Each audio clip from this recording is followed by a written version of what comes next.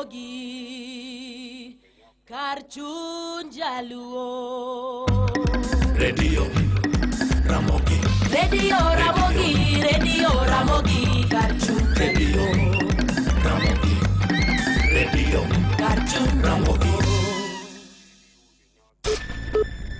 Weche manyien gi Collins Okaka kaka od fwambo motelo e kelo ni weche manyien e piny onagi. Wakwayo ni hawi maber e kinde ni mar nyasi mar Christmas gi higa manyien.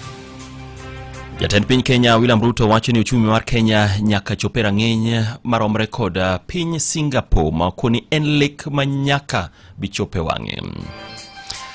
Duoko mar nonro manotim kod kambi mar Tifa yango ni oganda jo Kenya mathoth pod kalo e ngima moridore pacho kam. Kod riwruok jopuonj mar Kuppet seyo duol mochung'ne ndiko jopuonj tich manoti AC kaluwore kod rem keto moko kuom chike manogol kod jatend piny Kenya e tim. Kamora mora mintiere nyakoro Mgajwang' arwaki ni machiegni. Jatend piny Kenya William Ruto wacho ni lek mare mar chopo uchumi mar Kenya rang'iny mar piny Singapore en mano ma okobidoke chien kata matin. Kane otwak kod oganda ma kwan gi nok e pacho kaindi mabende ne oyuoro kata otimo limbe e kar jot mar jatend piny mano State House bore Nairobi.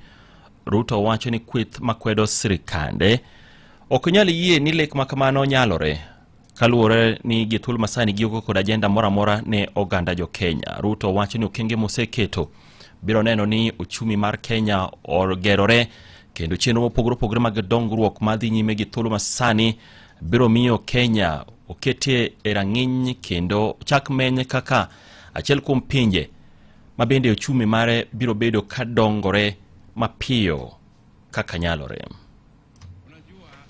Watu wanaongea maneno mingi, Ruto amewacha bottom up, sijui ameenda sijui Singapore.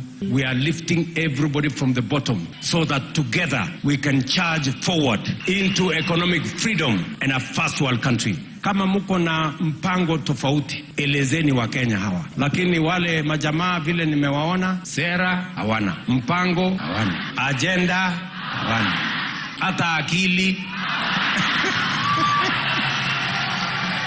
ati ile mpango yao ati ni vile ya kugawa a non-existent government. Esechegogo bende Ruto koni nitiere agucho menda makoro bro bedo ka ikete omenda maromo shillings milion 500 higa ka higa kuwuok e apise mar mondo mi ojol som jopuonjre ma wuok e familia go ma kwandgi ni pinye pacho kaindi ka okono dwaro neno ni familia ma ket kod mago bende nyithindgi oyudo somo mana kaka oganda mamoko e pacho kam. Na kwanza mjue ya kwamba hiyo directorate ya ethnic minorities na the marginalized itakuwa katika ofisi ya rais. Kuanzia sasa tutaweka hazina maalum ya milioni 500 kila mwaka ya kusaidia watoto kutoka jamii ya wachache, kutoka jamii marginalized katika bursaries ya shule, ndio tuweze kuhakikisha kwamba hakuna mtoto wa Kenya anaachwa nyuma kwa sababu anatoka jamii ya wachache. Duoko mar nonro manotim kod kambino mar Tifa mabende timo nonro e pacho kaindi yango ni oganda jo Kenya mathoth pod kalo e ngima matek. Kaluwore kod nonro no, oganda jo Kenya thothgi wacho ni Kenya orieyo mok ni kare kaluwore kod pek mar uchumi, pek mar nengo ngima kaachiel kod nok mag thuolo mag tije e kind midhiero mamoko. Matino Nyango miyo waler mathoth.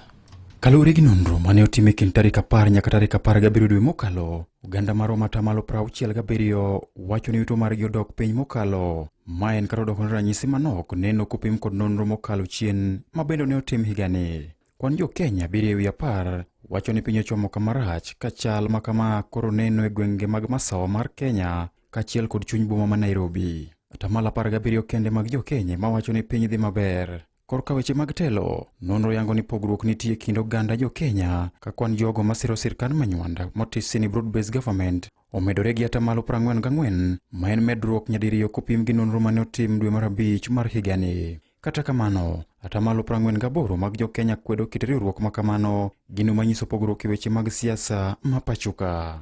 E sekta mar thieth, jogo mosendikore bwo okumba mar SHA osechopo atamalo 50 kendo atamalo 50 ma bende osemanyo sir e yor okumbano bende wacho ni giseyudo sir mowinjore. Nonro yango ni atamalo 60 kende mag oganda jo Kenya ema nigi tije ka kwota modong' to onge tije. Kuom thuolo mokwongo, gas mar tedo bende ne omako thuolo mokwongo kaka achiel kuom gir tedo mitiyogo gi thoth oganda jo Kenya. Kalure gi nonro mar TIFA, kata obedo ni nitie ranyisi machuok mar pogruok, chal mar oganda mapile ema itiyoga godo e pimo chal mar jo Kenya, tok kwan mag dongo mar uchumi. Ne Radio Ramogi, an Martin Onyango.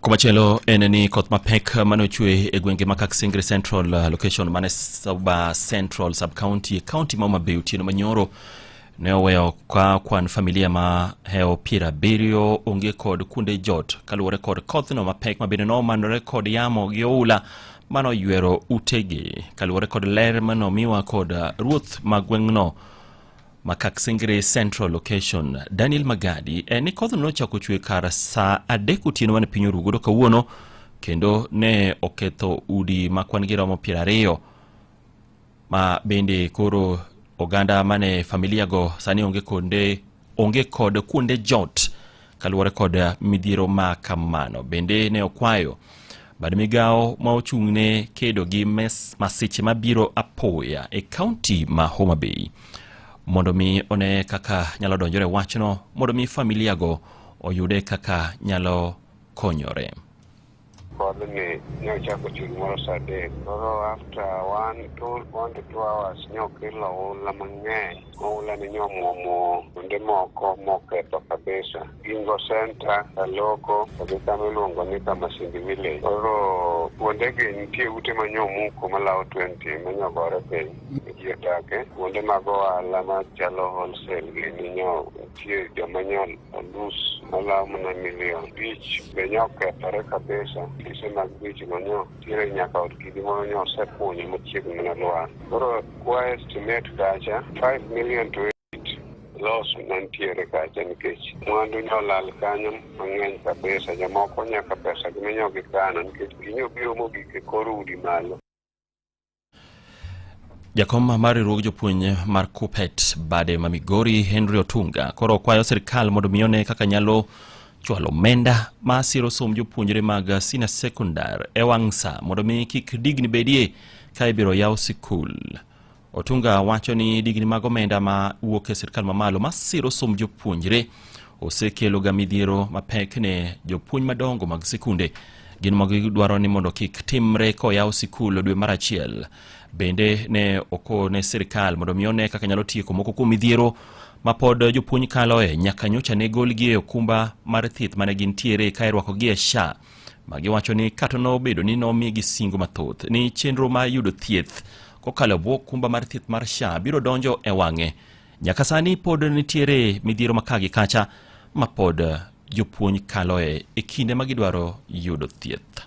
PSC is preparing to retool our teachers so that we are ready to handle the students as they come in. We are also telling the Ministry of Education to release funds in time so that nothing is left behind. As the teachers are ready, so there must be funds and infrastructure to run the programs that are going on. We are telling the government of Kenya that in as much as we are a new cover, we still have a lot of challenges. We do not want these challenges. A lot of our teachers, especially in lower job groups, when they go to hospital, we are told we cannot access quality wards, but we are paid a lot of money. We were promised that SHA Comprehensive is a way superior to what we used to have in Minet.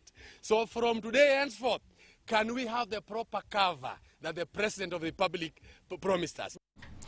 Weche mambende mulo mago mag somo en ni Kuppet kokalo kuom jagoro margi Akelo Misori bende koro wuok oko ka seyo duol mochung'ne ndiko jopuonje tich pacho kaendi TAC kuom rem chopo chik mabende ne ogol kod jatend piny Kenya William Ruto mar neno ni omede kwan jopuonj mawinjore bede ne tiego jopuonjre pacho kaendi mano jopuonj makwan gi romo 20,000 gino magikoni nyaka sani okaging'eyo gimomiyo TSC pod ok oketo e tim chik ma kamano.